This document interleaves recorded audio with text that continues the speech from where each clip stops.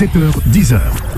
La matinale avec Kim sur Peur FM. Sarah Linda nous rejoint et c'est un plaisir et un bonheur que de la retrouver pour les 5 minutes d'infos approximatives. Bonjour Linda. Bonjour Kim, bonjour à tous, je suis ravie d'être là avec vous ce bonjour matin. Sarah Linda. Oui, s'il te plaît Kim, non. mais avec un prénom composé, c'est toujours compliqué. Oui. En tout cas, j'ai quelques minutes pour vous parler de 5 sujets qui ont attiré mon attention dans l'actualité. Et Kim, je vais commencer par une question. Sais-tu que Pôle emploi va disparaître ? Ah bon ? Non, je déconne. En fait, il y a trop de chômeurs. Il y a trop de Je pensais chômeurs. que c'était un message subliminal que tu m'envoyais pour la suite de ma carrière. Avec tout le changement, on essaye de s'adapter au max. Mais à partir du 1er janvier 2024, Pôle emploi va changer de nom et devient France Travail. Ah, Ça veut dire, tu cherches pas un boulot, oui. trouve-toi un travail, un moyen de te mettre la pression gentiment. Et je suppose, Kim, que l'année prochaine, ça changera sûrement encore de nom et ça sera Travail pour la France. Et l'année d'après, C'est déjà ça un sera... peu le cas au niveau des impôts. Mais bon. Exactement, on va essayer de s'aligner et l'année d'après ça sera sûrement lève ton boule du canapé feignasse et va taffer. Au moins là, ça sera clair Kim. Et une qui a failli ne plus se relever du tout, c'est une femme sud-africaine déclarée morte par un ambulancier après un accident. Elle a été retrouvée dans la chambre froide de la morgue, à moitié congelée et à moitié en vie. Non. Je non. Je t'assure, Kim, Mais l'employé qui a fait cette c'est pas découverte possible. a heureusement gardé son sang-froid. D'un autre côté, quand tu travailles à la morgue, t'as intérêt à garder ton sang-froid. C'est clair. Tu connais. Et Kim, comment t'aurais réagi ? Si je vois que la personne est vivante, Ouais. je cours. Je me dis c'est pas normal, je cours. On est d'accord. Bah moi, dans la panique, je l'aurais sûrement mis 4 minutes au dégivrage au micro-ondes. Oh non, mais non, ça ne fonctionne pas. Il y a des risques, ça va pas. Oui, quoi. mais bon, au moins, je ne sais pas, mais j'aurais fait au moins quelque chose. Et après une nuit en enfer, une nuit dans les palaces 5 étoiles. Tu sais, Kim, dans un article de Elle, un guide allemand a réalisé un sondage répertoriant les objets les plus volés dans les hôtels de luxe.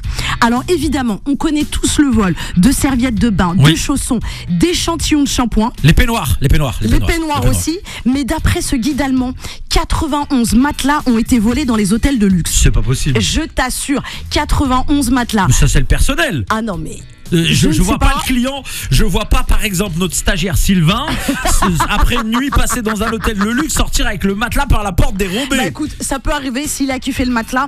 En tout cas, ce n'est pas ça. Il n'y a pas que ça, pardon. Un piano également.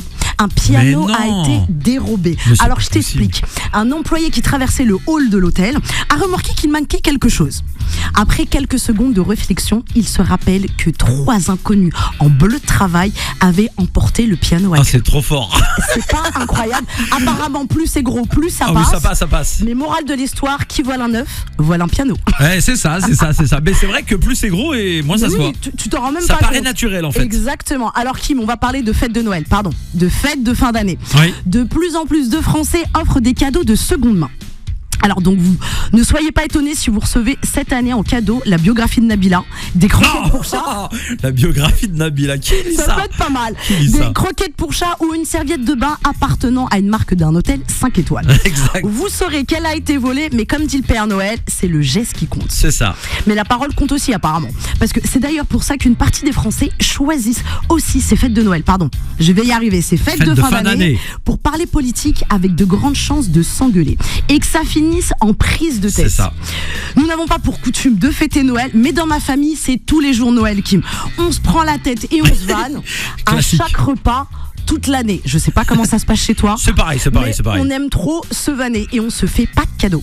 D'ailleurs, un des plus beaux cadeaux cette année pour moi, Kim, c'est Mange-moi l'ananas de l'artiste Bulle.